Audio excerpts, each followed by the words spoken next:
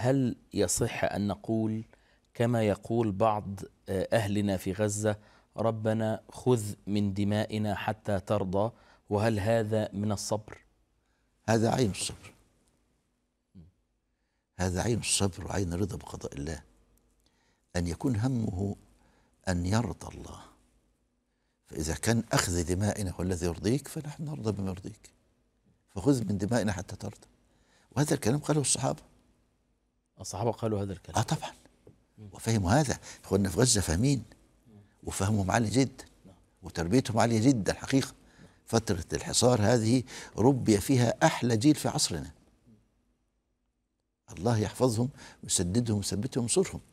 فإحنا هذه المعاني يعني من سادة الصحابة سعد بن معاذ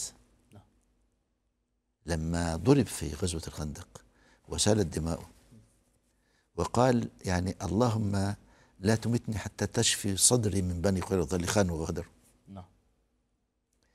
فلما شفى الله صدره وحكم هو فيهم، عندها قال عبارة عجيبة، قال اللهم إن كان في حياتي نصرة لدينك وردا للمشركين على رسولك فأبقني، وإن كانت حرب قريش على رسولك قد انتهت فاقبضني إليك. فعندها انفجر جرحه ولقي ربه.